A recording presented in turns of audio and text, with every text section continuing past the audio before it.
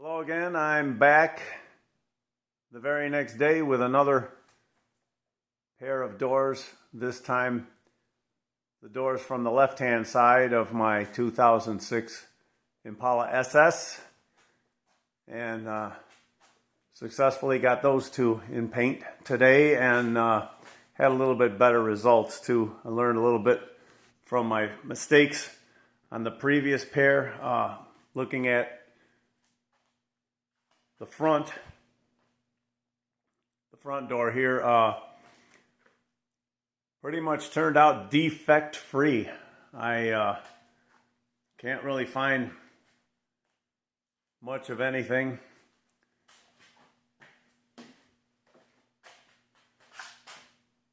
Pretty much didn't make a boo-boo anywhere. And this zone here, I don't know if you can see that.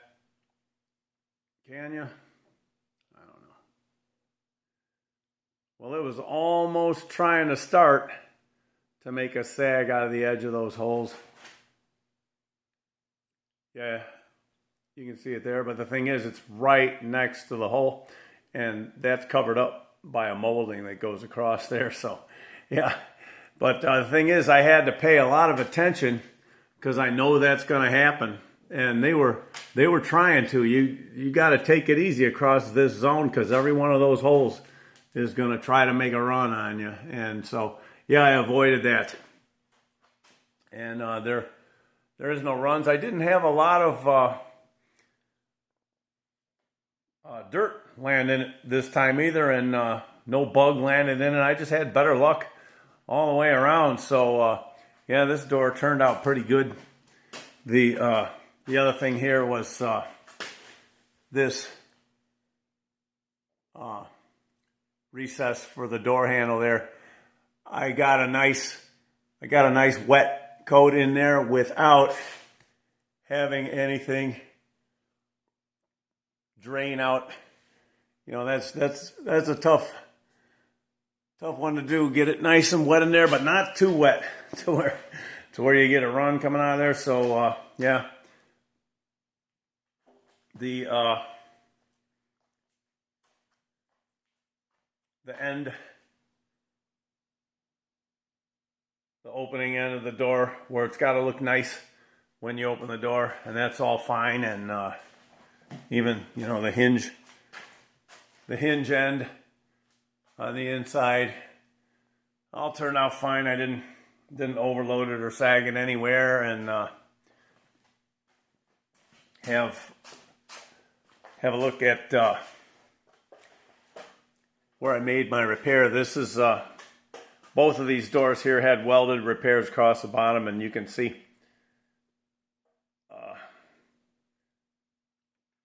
there's a weld that comes right across here and then goes up and makes a line right across that drain hole here and continues on, and it's all been covered with urethane caulk. And of course, I didn't go out of my way to smooth it out with filler in there or anything else, you know. So you can see all my hand hammering in there as the weld continues right there.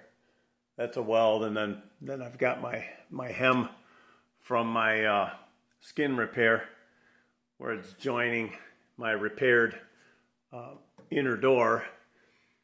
And so, yeah, this is probably, you know, the two front doors. This one here is the best looking one out of the two front doors. And yeah, so anyway, yeah, that door turned out looking pretty good. And where I made the other mistake on the previous door from yesterday, the right-hand side, I talked about where I failed to swing the gun to follow this outward flare. This outward flare that occurs here. Well, I remembered that, and so yeah, didn't cause any problems there. And you know, like I said too, didn't really get a whole lot of dirt landing in it. I just got lucky, and also Same thing as the other side. Managed to get it wet enough in this door handle recess without overdoing it and having a run drain out the bottom of it. And so this one turned out pretty good, except, right, can you see that? I'm trying to find, here we go. Do you see that? Let me get sideways to it. Wait, all right, there you go. See it in the reflection? Yep, I put a nasty one there, and that happened right on the very last coat, too. I was home free, and the thing is, on that last coat, you know, you're trying to lay it down nice and wet because that's the finish you're going to work with. You know, that's the last time, last chance you get, you know, to get it as good as you're going to get it. And anyway, so, you know, I was trying to get it a little wetter up here because that looked like it was a little dry. And yeah, I got it nice and wet up there, but then overdid it a little bit. And the thing is, though, the worst of it, you can see it's right in line with the holes. This is in the molding. The molding covers this, so it ain't even going to show. But up above here, you know, there's like some light sag lines, but it don't matter. I can file that off and sand that whole thing out. There will be no sign of it when I'm done. It's, you know, it's not as bad as it looks. But the thing is, it was, you know, it's kind of a disappointment because, you know, I was home free and I thought I was going to get this one defect free too, because everything else, you know, everything else turned out great. You know, I got it, the upper part of the door, which is the, you know, the under part where, because it's upside down, and I got to get on my knees here and spray and watch what I'm doing and everything. And like I said, I got the door handle and everything. I got this little danger zone to come out right, and then, yeah. Then I had to have, you know, you just can't win them all. So anyways, yeah, but overall, turned out pretty good. The hinge side, and there's this door has welded repair too. I don't know how well that's showing up on camera, but that's got weld going along. The inner door had to have the bottom edge patched, and you know, there's hand hammering in there and everything, and it's gonna look fine. Look at it. The open end of the door also turned out fine. And so yeah, like I say, I learned from my mistakes on the previous pair. And got this pair to turn out, you know, a little bit better. And so anyways, yeah, I'm waiting for them to dry off here. I just painted them a few hours ago this afternoon, and, you know, they're dry enough to touch. And I got the car parked outside. The weather report says clear, and it says the rain's coming day after tomorrow, so I've got tomorrow to carefully pick them up out of here. They should be cured enough to handle by then, and I've already got the other pair on the car. I already did that before I brought these ones in. You gotta dance with the ones that brung you. Anyways, yeah, before I could bring these ones in, I had to bring the other ones out, and they're hung on the car, and then I'm gonna hang these on the car, and then I gotta push the car back in here before the rain starts. And yeah, just another thing is, you know, the reducer that I'm using in here is kind of fast for the temperature too, and that kind of makes it, you know, getting it to flow out. I'm not using really the correct reducer for the temperature. I'm actually using faster reducer because I don't want this stuff to remain wet.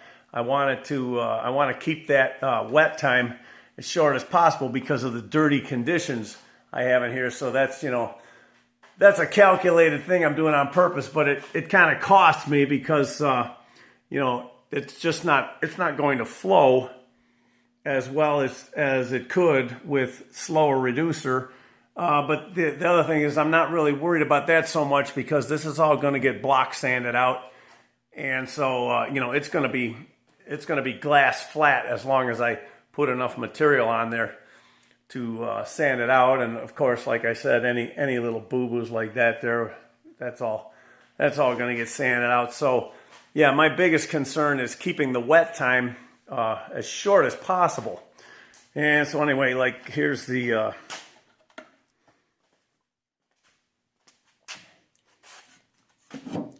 this is the reducer I'm using, and it's rated for 65 to 77 degrees Fahrenheit, and actually the temperature today was in the low 80s, so it's a little on the warm side for this. And I have some warmer reducer, and this is the 85 is basically your mean temperature. This stuff is made for temperatures 80 degrees and above, and I could be using that, but like I say, I probably would not use this unless the temperature was in the 90s, because I'm trying to get by with the slower reducer. So anyway, yeah, and another thing is a lot of waste. I overestimate. This is just mixed material, and it's going to go to waste. It's liquid right now, but yeah, I have to mix up a batch. I got to make sure that there's something left over, as opposed to running out and coming up short and have to hurry up and mix. I want to have plenty there to just get through everything I'm getting through. Bada bing, bada boom. I don't want any delays, and so yeah, I overmixed a little bit. So there's always a little waste. This is from yesterday's doors, and it's this was in there. That's what happens after 24 hours. You got yourself a little gel puck, and it will eventually harden up solid. And right now it's still got a lot of the solvent trapped in it, but right now, yeah, it's a jelly puck. So that this here is still liquid right now, but by tomorrow it'll be gelled, and this one will be firmer.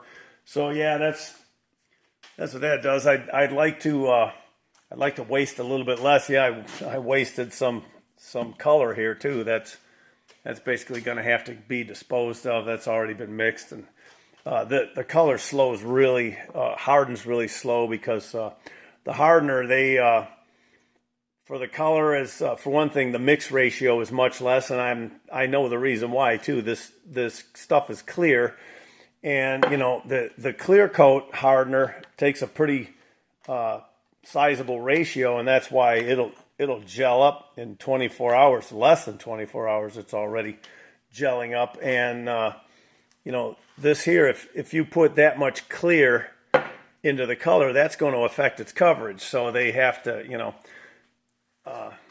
adjust the mix ratio, and that's why it's never going to harden up as fast. You don't want to put too much in that color, because otherwise it isn't going to want to cover. So anyway, yeah, and there's my guns. They need a good cleaning. This is another thing. This is I've been using this. This is a nice product. Gives you like a jet snorkel. You can shoot it into places. It's a good gun cleaning solvent. The gun cleaning solvent is expensive. Like this stuff here is like $60 a gallon, and I think I forget what this costs, but yeah, stuff ain't cheap. So anyway, yeah, there you go. And yeah, this is another. I used up this can of color, and I got another one here. That's plenty to get around. I'm not sure if I got enough clear to get through the whole rest of the car. I got enough to do some, but I don't know if I'm going to run out. There's about a little less than a half gallon in there. I might have to go get some more clear. But anyway, yeah, next on the agenda is I'm going to try to get the hood in here and see if I can get going on that. And hopefully get that painted by the end of this month if I can. I don't know. We'll see. So anyway, there you have it. Thanks for watching, and so long.